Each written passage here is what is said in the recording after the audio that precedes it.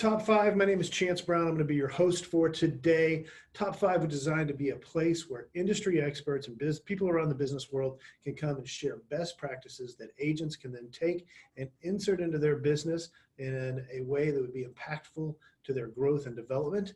My guest today is Cleve Gaddis. Cleve is the managing partner of Gaddis Partners, a team in Atlanta, Georgia. He also happens to be my personal business coach. And we're going to talk today about teams. Cleve, we're really happy that you're here. Thank you for being with us. I cannot tell you how excited I am to be with you. When you mentioned maybe 3 weeks ago that you wanted to have somebody come and talk about, how do people screw up teams, but basically how would people do them right? By the way, those are exactly the same thing. So how you screw them up and how you do it right, or just do one and not the other. But it's such an important topic because I think most people, and maybe you've met some of these people as well, they say, and I'm working too hard, I don't want to work nights, I don't want to work weekends, and so I'm going to create a team, or I don't want to do any of the administrative stuff anymore, so I'm going to create a team. And these people have visions for having their weekends free and their nights free and making more money than they did when they were on their own. And then you ask them 6 months later, and they are so stressed out that they're drinking more and they're not getting good sleep. They have vitamin deficiency. And they're usually making less money. Well, and that's the hard part is they've come up with this idea to start this team that's going to give them more freedom, more flexibility, the opportunity to make more money. And what they've really done is they've sunk money into leads or this or that or whatever it is. And they're unhappy. Like you said, they're drinking more, they're stressed out, they're losing. I mean, look at this. You lose your hair with this stuff. Don't forget I said vitamin deficiency. They have a vitamin deficiency that comes with their team layer. But what gets me, though, is that they have these grandiose plans, this excitement for what they're going to turn their lives into. And then 6 months or a year or 2 years later, they have this just total feeling of failure. And then what happens is they actually start to blame everything except who they should be blaming, which is actually themselves. And so what happens is they get this mindset that I can't be a leader, I can't make a team work. And so what happens is they take a concept that should be able to be leveraged correctly so they can have some additional freedom, so they can have some additional enjoyment, so they can make at least the same amount of money while not killing themselves. And they turn it into something that is so negative in their minds that, I mean, you've seen these people, Chance. You bring up the subject of team and, oh, you got to be kidding. No way am I going to hire a team. No way under any circumstances. And if they just do the basics right, everything is different. And then the team leader who's trying to grow the team, they can at least feel like they're making some forward progress, at least not feel like a failure. That's right. And that's, it's one of the tough things is they get emotionally invested because it's theirs. And, one of the hard parts is you've created this business that is doing really well, you're successful, and you're wanting to leverage that into something more. And you can't because you have these feelings of additional stress and additional fit and all that. And it's just, it's really, really tough for a lot of people to deal with for the long term, and then they end up going backwards instead of going forwards. And so that's what we want to try to avoid today by sharing some of your tips.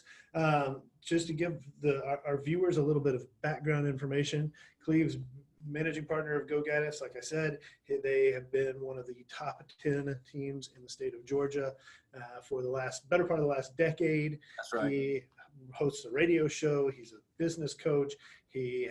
He's a father to 4 daughters, husband to a wife. He runs a property management company. He's got all these different things going on, but he's also got this super successful team that's out there killing it. And generally speaking, for the last 3 years that we've been working together, is a pretty happy guy. That is true. Well, when you're the dad of 4 daughters, that generally makes you happy anyway, because they all think we're that we're the kings. But let me tell you, so I appreciate you mentioning all that, but the reality is none of those reasons are why somebody should listen. The reality is they should listen because anything you can possibly have screwed up trying to grow a team, I have done it. Now, and because I'm this high D personality, similar to you, I mean, like when I'm headed in the wrong direction, I'm smiling and waving to people along the way because I'm so impressed with myself, with what I'm doing. And so any of the things we're going to talk about today, Chance, I'm not telling you do as I did in the first place and everything will be fine, because every single one of these 5, I have screwed it up, and I have screwed it up big time. And then I've had some type of realization that's like, oh my gosh, I've got that totally wrong. I'm not even thinking about that correctly, because it really, from a team leader standpoint, it's how we think. It's how we process information that comes to us. Chance, I don't know, you being a real estate broker, I don't know if you ever have any days that are more stressful than others because of the issues that pop up. And so you have to learn to handle that stress, and you have to learn to react appropriately to that. And so I spent the first 3 or 4 years, I was trying to grow a team reacting inappropriately to everything. Yeah, the analogy that I use a lot of times is I'm washing the car that I'm about to drive off the cliff. Right? Putting air in the tires, tuning it up. Exactly, and then I would drive the summit right off the cliff, and here we are. Yeah. So absolutely. In terms of us high Ds, or the reality is that the people in real estate who are the most successful, that does not mean they can translate that over to being a successful team leader. In most cases, what makes them a good salesperson makes them a very poor team leader. It's not that they can't fix it. They can absolutely positively fix it. But I see exactly what you're saying. That would be like the very successful independent individual agent washing their car up, right? They're getting ready to drive it off the cliff. You're exactly right. Yeah. You're exactly. All right. So let's jump into our top 5, and I'll let you kind of take it from here. Well, I had a hard time, Chance, narrowing it down to 5. And so I tried to pick 5 that are really ways you need to think differently about the entire situation. So my first one is, and this is not the first time anybody's heard this. This will be the 900th time people have heard it, but it's all about the destination. It is all about the why. And so let me give you an example. Let's just say we have a team leader whose name is Eric, and I'm changing the team leaders' names to protect the innocent and the guilty. Right. Let's just say we have one team leader whose name is Eric and another whose name is Steve. And Eric wants to create a team because he doesn't want to have to do the work anymore, and he wants other people to come in and do the work. And so he thinks to himself, if I hire 4 or 5 agents and I get them to go out and get business and I get them to split that business with me, then I'll get half of what everybody is doing. But in that case, Eric is thinking exclusively about himself. And that is absolutely no way to grow a team. So to grow a team, to make your life easier and to have your income come from the backs of other people, that just won't work. But then let's take Steve, for example, and Steve's goal is, hey, I want to continue doing business myself, but I'd like to lighten up just a little bit. And I would love to find 4 or 5 people who look at the world correctly, who have the same value system that I do. And I would like to train them to be able to take advantage of the opportunities that, number 1, they find on their own, and number 2, that I'm able to provide them from team lead flow, from my client database. Maybe Steve wants to work most exclusively on the seller side of the business, and he wants to farm out or refer out his buyer business. Well, you can hear the difference in those two, in that Steve is very specific about what he's trying to do. He's trying to help and give opportunity to other people. And Eric is trying to take opportunity from other people. He's trying to get his opportunity by stealing it from somebody else. And so you can grow a team, and I'll get your thoughts on these, but you can grow a team because you want to sell it. You can grow a team because you'd like your team members to take it over. You can grow a team because you want to grow it for the next 10 or 15 years and shut it down and go away and do something else. But you need to be very specific. And I'm not saying that last option is a good option, but you need to be very specific with what you want to do with your team, because then every decision chance that you make along the way should lead you to that end result. Yeah. And I would just, if I was going to tag anything onto that, the one thing I would probably throw onto that is the team the right thing anyway? Because in a lot of cases, I see agents who really, it ought to be a working partnership. What they want is, if they got to go out of town, if they want to go do something with their kids, if they want to do, someone else can answer the phone. So yeah. Could it just be a working partnership, or do you really want to build a team? Because I think one is the difference between having a buddy in the industry and one is a business a real business. I think that is a very, very good point. And so let's do this. Let's define what I mean by a team. And so by a team, I do not mean two agents teaming up to work together just to sort of help each other out. That's just a partnership. That's just a buddy system, an accountability system. But I define a team as anything from an individual agent with a licensed or unlicensed assistant, helping them with administrative functions. So that's the simplest version of a team, all the way up to, a team leader with a CEO structure, and then somebody handling their marketing and somebody handling their listings and all their buyer's agents. So the team, the definition of a team starts with just one agent and an administrative assistant. And I will tell you that there very rarely is a case where you have an agent that wouldn't be way better off if they had a really good, smart, sharp administrative assistant helping them with all of the lower value activities. I used to say $15 an hour activity. The truth is that those administrative assistants who are really good, they're worth way more than $15 an hour. And they put you in a position as a team leader where you can go out and do your $200 or $300 or $500 per hour activities. And that's the key, is really kind of equating what is my time worth. And it's really hard to do. And you know what's interesting? If you, I was writing an article the other day that's going to be published in a magazine in a couple of months. And I said in the article that you have to understand your value, what you're worth per hour. But at the same time, I'm trying to say that there's no more important time than the time you spend with your family. And so, see, those two things don't line up. And so what I thought was interesting, Chance, is that I changed the description of, we don't have to understand what our value is per hour. We have to understand what's truly important to us, because you would gladly exchange $500 an hour for more time with your beautiful daughter and your handsome little devil son. I mean, you would do that, and most people would. You know what I'm saying? I only call him handsome little devil son because he's got a mohawk. I saw he had a mohawk over the crisis period. It was dyed blue. Yes, yeah. I couldn't tell it was dyed blue, but yes. but so what we really want is to be able to have the time for things that are important to us.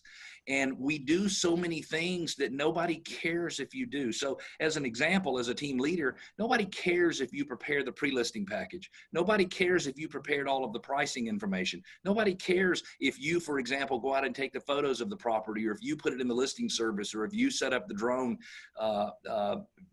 photography, or the three-dimensional virtual tour. Nobody cares if you do that. They care that they have you to help them make the best decisions along the way. They want your experience. You know right from wrong when it comes to buying a home or selling a home, and they want you for that experience. Yeah, definitely. Hey, is it okay if we jump into number 2? Yeah, absolutely. Let's do it. So, and you've probably experienced this as well, but you talk to team leaders, you talk to agents on team, administrative staff, and everybody's bickering and complaining about the other people on the team. And I find it so interesting that they think that their team will function differently than a family. So number 2 on Cleve's top 5 for basically how to grow a team worth having is that teams have dysfunctions just like a family.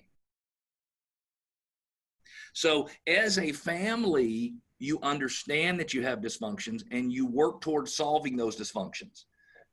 But we do one thing more important with our family that we need to learn to do with everybody else.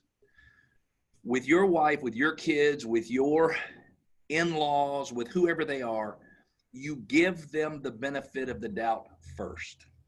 So you don't assume they're coming from a bad place. You assume they're coming from a good place, even if it's not where you want them to actually come from. And even if they're heading in a direction, I have in-laws as well, even if they're heading in a direction that you don't think they should go, you assume they're coming from a good place. So if you're treating your team like a family, and I'm not saying the team is as important to you as your blood relatives, as your family. What I'm saying is if you treat them like a family, then you have a much increased ability to understand what they're capable of and where they're coming from. And so, Chance, if you and I are working together and it's your job to train me, if you understand where I'm coming from, and if you really understand what my capabilities are, what I'm good at, then you'll probably be the best teacher I ever had. You know, when I would first run into this, my initial thought was, Well, the team leader isn't doing a good enough job of setting expectations, of spelling out, this is the process, this is the system. And that was just kind of like the default thought, because a lot of people rush into building teams and they haven't got the systems and processes and expectations and roles and all of that written out.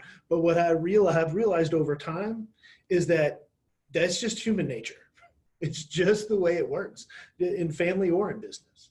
Right. Just understanding that you don't understand as a team leader will set you free. So whatever you think is happening, I can assure you as a team leader, you don't truly understand it. And once you start to seek to truly understand, I've got a team leader here in Atlanta who has a team member who has an attitude problem. And he's trying to solve the attitude problem by sending a 2,000 word email to explain why it needs to, you wouldn't send a 2,000 word email to your son to tell him to change his attitude. And he is assuming that the person's coming from a bad place. But the reality is what his agent wants is whatever is best for her. And they're not having alignment of what's best for her and what's best for him. Now, I'm not saying, Chance, that when it comes to a real estate team, you have to treat them like a family, and everybody who's in the family today needs to be part of the family next month, because that's not the case. Sometimes in businesses, you have so much of a disconnect that you have to make some changes. But if you do that, it's the last resort, and you're assuming that they want the same things out of life that you do. Chance, I've met a lot of people in the last almost 52 years, and I've never, ever, ever met someone that just had bad intentions. Right. They all wanted good stuff. They unfortunately, some people didn't know that they shouldn't have to cheat to get it or things like that, but they wanted what I want in life. They want balance and time with their family and reasonable ability to have some financial stability as they get older. They want to be able to help others around them and do some good and give back. That's what people are looking for. And so if you have a hard time getting people that fit into your culture, it could be because you have none. Well, and so that was going to be actually my question for you right there was, how often is the dysfunction because of the head of the family, not because of the family member? So I will tell you it's probably 50-50, but let me answer your question differently. 100% of the time, the team leader needs to assume it's them and not the other person. So I know I kind of danced around that a minute, because there are times when we have people who are staff members, administrative staff, or team members, they just can't cut it. But I'll tell you, 50% of the time it's us and 50% of the time it's them. But 100% of the time we need to assume it is us. I have a great team leader, south of Nashville, Tennessee. Nothing was ever his fault. Everything was somebody else's fault. And we spent 6 months working through that mentality. And as he changes his mentality, it is amazing to see, by the way, what happens with the attitudes of the people on his team and the production, which is really what he's looking for. People want to be happy. They want to have fun. You know, you create culture, which involves making people have fun when you have meetings. And this is a small example, but I said, you got to start playing music at the beginning of your meetings. And he would get people on his, you have a private Facebook page for your brokerage, and I think that's awesome. And he has the same thing. And so I get to peer behind under the covers, if you will, for both of you. And when he started talking about what song was going to be played at the next meeting, he had more conversations from people who work for him about that dang song than anything real estate related, because that's how people are wired up. Yep. And so he has decreased his level of stress and judgment on other people and increased his revenue and his income. And it seems weird that would be the case, but if you could ever get over thinking, hey, my business family should be perfect, even though I've never met a real family that was perfect. And I'm sorry, and Chance, I've met everybody in your family, and they're beautiful and gorgeous and smart and handsome. But the truth is that they're just like any other family. Yeah, absolutely. Yeah. No matter how good we can make it look on Facebook, right? Right. Exactly. Yeah. Exactly. All right. So our third point is? So the third point is you have to create accountability, but you have to do it through awareness. So let's just say that we had a brand new agent who was coming into the real estate business. I cannot create an internal feeling of accountability within them. Meaning if they don't want to perform at a certain standard, they are certainly not going to do it because I want them to. And so awareness is a gentle, easy thing to do. So awareness is saying to your 15-year-old learner's permit driver that, hey, just so you know, your right tire is off the road. And ideally, all 4 tires are on the road, ideally.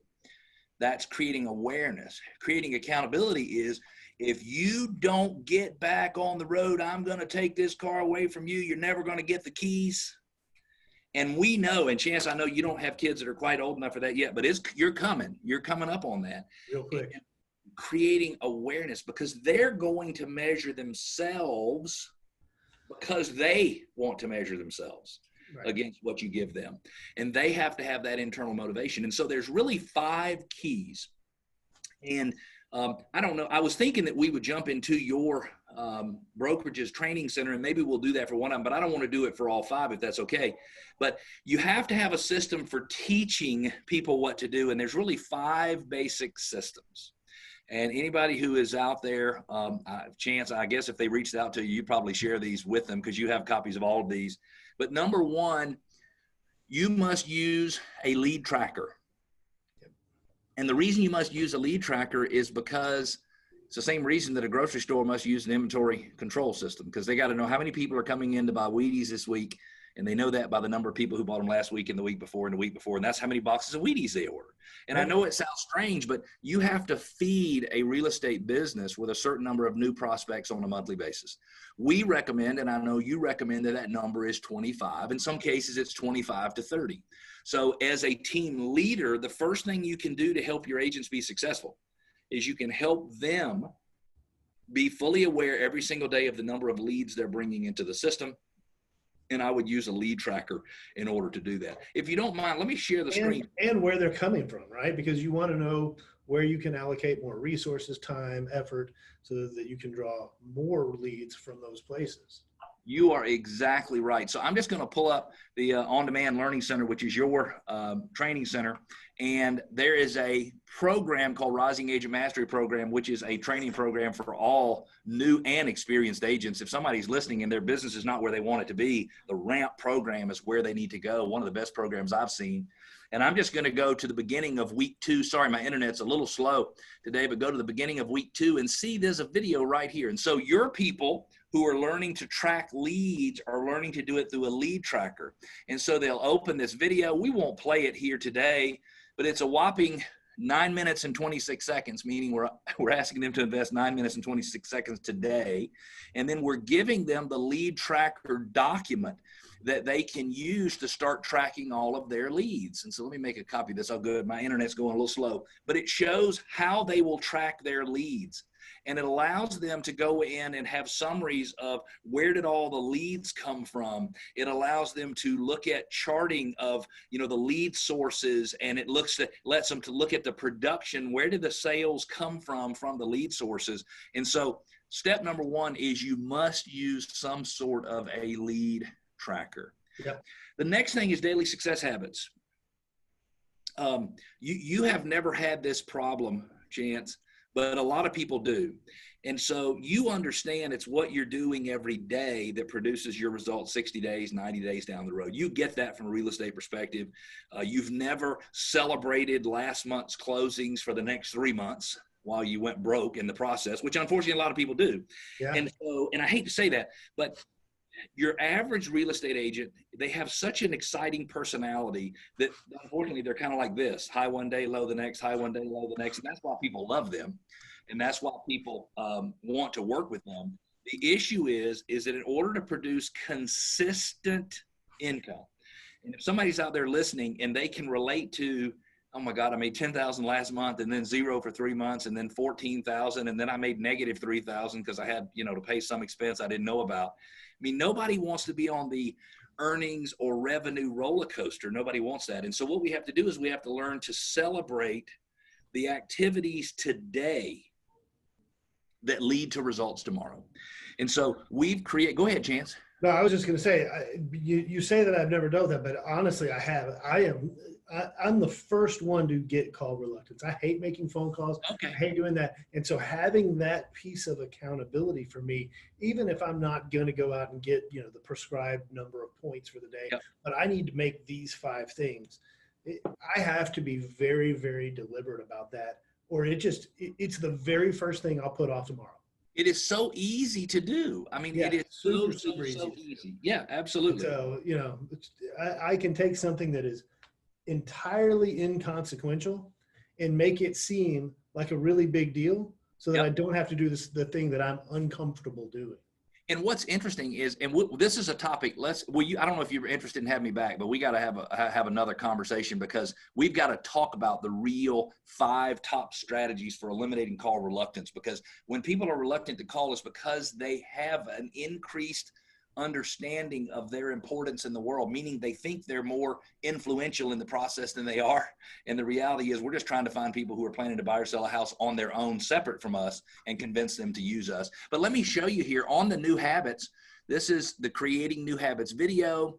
I think everybody who's going to grow a team, you have to have some ways for training your people. You have to have some really good systems in place. This is a 9-minute, 28-second video. And then you've got a daily success habits tracker. And so what happens is, we're trying to say, so if somebody sold 24 houses a year in the Houston market, Chance, what would their earnings be? Average earnings? Probably somewhere in the 175, 200. All right, can we just call it 200? So we believe that if an agent would get 61 points, would get 61 income producing points a day, then they would earn $200,000 a year in the Houston market. And I don't know about you, I'm not smart enough to stay on track to earn $200,000 a year, but I'm dang sure smart enough to get 61 points a day. Now, I don't currently get points in my business, but somebody has to get them for me, because I have to continue to produce. I have to meet with sellers. I have to meet with buyers. I have to do things to produce. And so what happens is, it allows somebody to keep up with the number of calls they make, and then it allows for them to get points based on certain activities. It's real simple: calls, emails, text, handwritten notes, showing homes to clients, buyer listing agreements, and you get a certain number of points. And what's amazing is that people who cannot keep up with the fact that, oh my God, I worked my butt off and that's why I made money for 3 months, and then they can't figure out for the next 3 months why they're broke. And by the way, they had already spent all the money that they made in the prior 3 months, because they knew they were going to get it. So they went ahead and bought the new car and spent it all in advance anyway. And if you'll just judge your success on a weekly basis by the number of points you get, that is the key. Well, and I would just throw on there, from the perspective of the team leader, I think that it's really important that you be able to see these points, because over time, you're going to start to be able to say, okay, well, buyer agent Joe was getting 50 points a day for this week, and he set X number of appointments, and ultimately that translates into Y number of closings.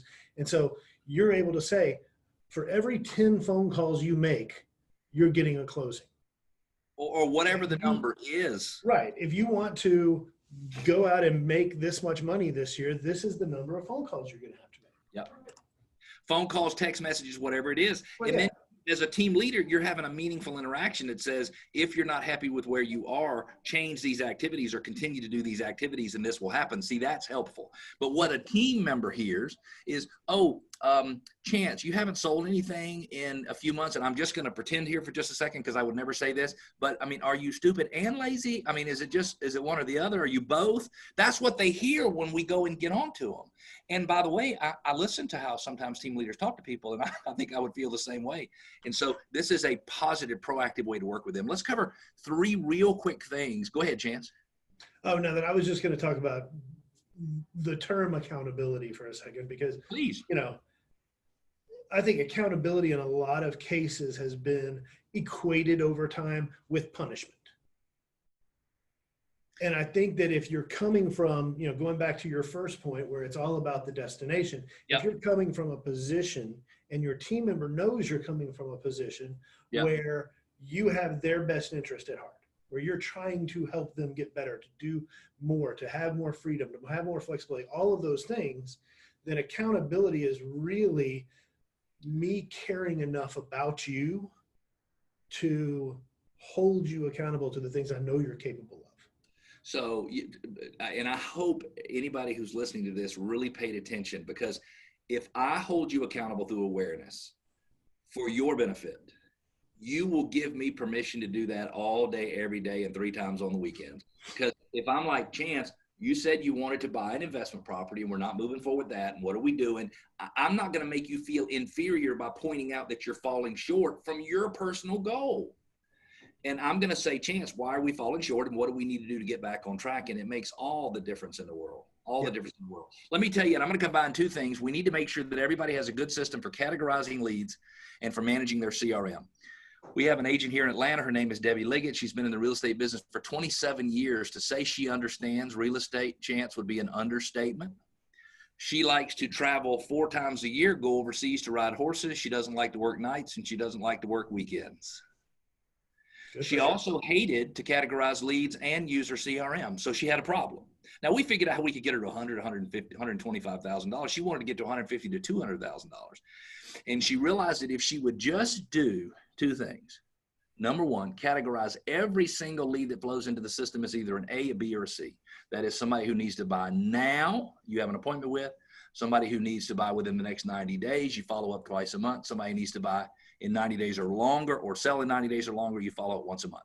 So number 1, she started categorizing every single lead. When I say every single lead, I mean all capital letters, every single lead. And then she'd put them in a CRM system. She'd launch a plan for them. And is it okay if I curse on your video? She'd follow the damn plan. She'd follow the damn plan. If it says call him, she'd just call him. And if she didn't know what to say, she'd just call him and talk to him about what was going on in the market, what was going on in the world. And what happens is the discipline, Chance, to do categorization of leads correctly and CRM management correctly leads to all the freedom that she wants in life. Because at the end of the day on Friday, sorry, Chance, go ahead. No, I was just going to say, I think that it's for anybody listening who is having trouble equating this to real world experience is this.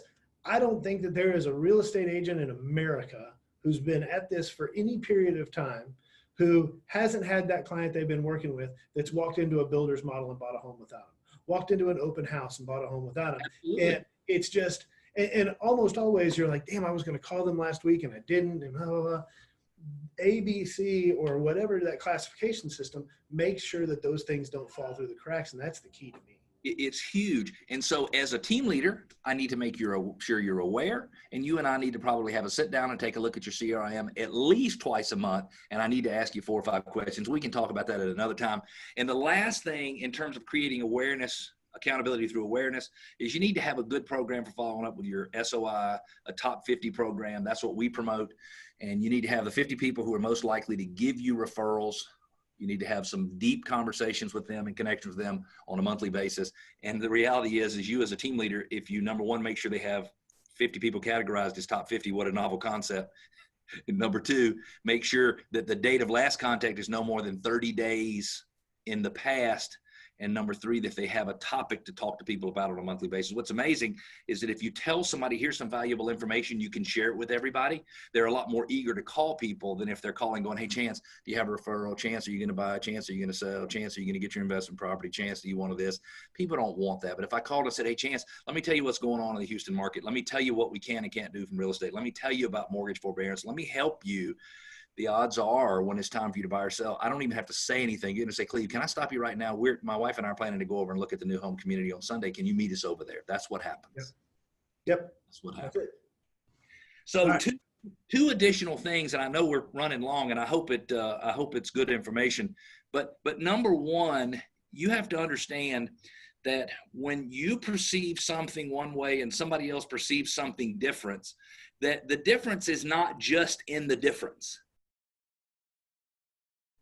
The difference is the difference times the difference. It gets magnified huge because I'm saying something to you. You don't even understand where I'm coming from. You understand. They do not understand and keep trying to teach them. So you got to overcome the optics. You got to overcome the fact that they see it one way and you see it another way. And they're listening to what you say from their perspective, and that's okay. And you're saying what you're saying from your perspective. It can be a real problem. So what's the cure to that? Just repetitiveness? Exactly. So whenever you think you have talked about it enough, keep talking about it. Gotcha. And the main thing is, if I want to understand, so let's just say we have our core values, and I'm trying to make sure, because you're my new team member, you're my team member, Chance. I'd love, by the way, to have you as a team member.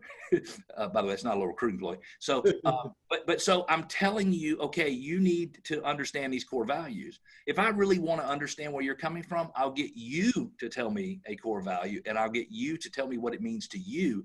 And then I will listen for the gap. I will listen for how your understanding is different than I wanted it to be.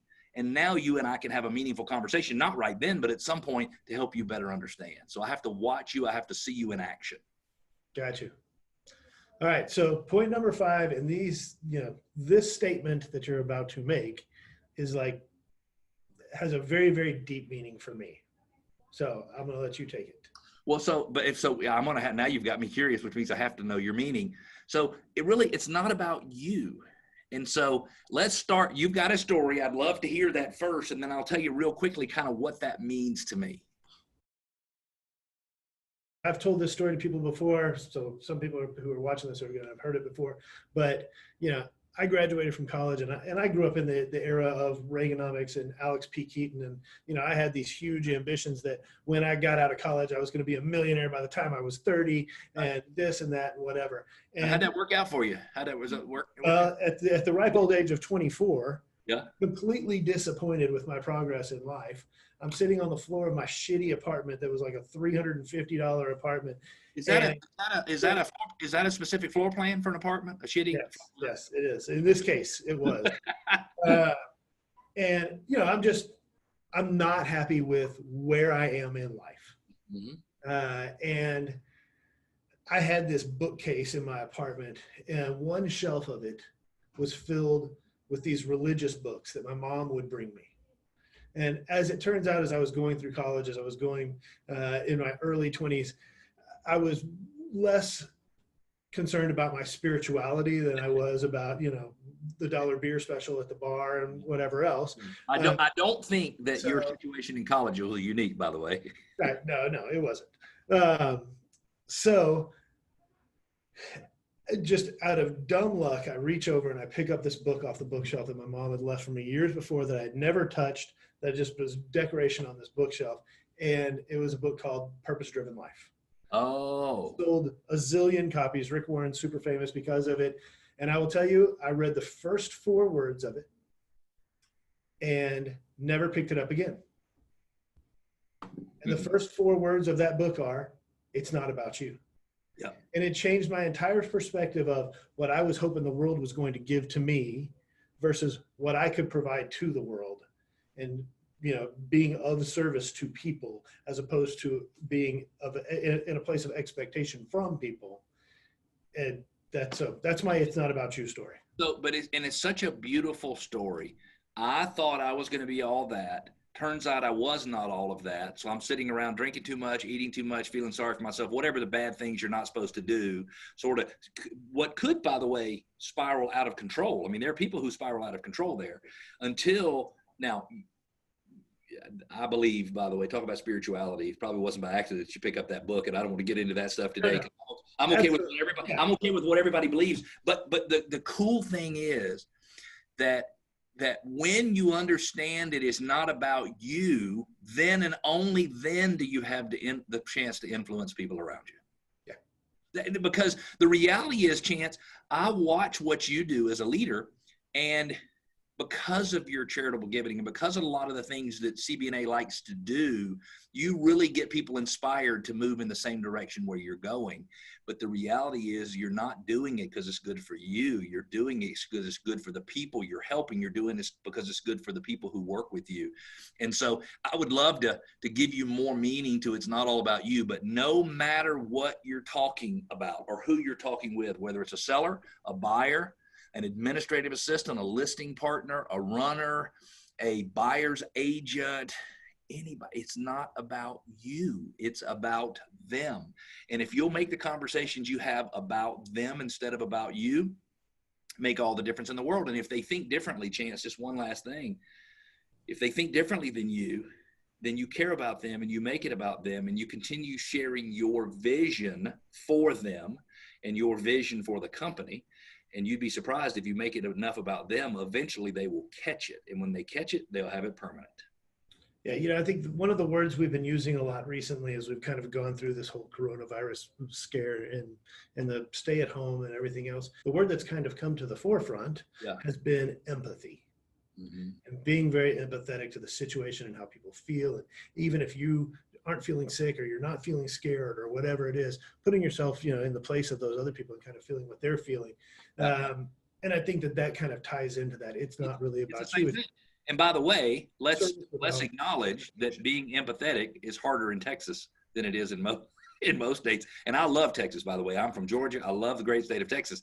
But sometimes we're like, boom, let's just rock and roll, and we're going to kick its teeth in, and we're going to put our cowboy hats on and go, and that's fine. But people who don't feel the same way, they're not going to want to go with you. And it's okay for them to feel differently than you. You still want to help them get to where they want to be, and you want to get rid of some of the weird feelings that might be holding them back. But you have to understand where they're coming from. So that's a big mouthful. So it's not about the destination. Teams have the dysfunctions just like families. You create accountability through awareness and no other way. You understand that when you look at it differently and somebody else looks at it differently, it is magnified by by multiplying those two together. So it's like, because you look at it differently and I do, it's multiplied by itself, and it's worse than we could ever imagine. And then it's not about you. And if you get that, you will probably lead a much happier life. And I will bet you that you have probably had some struggles after 24, but I'll bet your life has been entirely differently than it would have been had you not learned that it wasn't about you in the first place. Absolutely. Absolutely. All right, so that wraps it up for today. I want to thank our guest, Cleve Gaddis, for sharing his tips. I want to thank you for taking the time to watch and be committed to helping grow and improve your business. And we will see you next time on Top 5. Thank you. Thanks, Chance.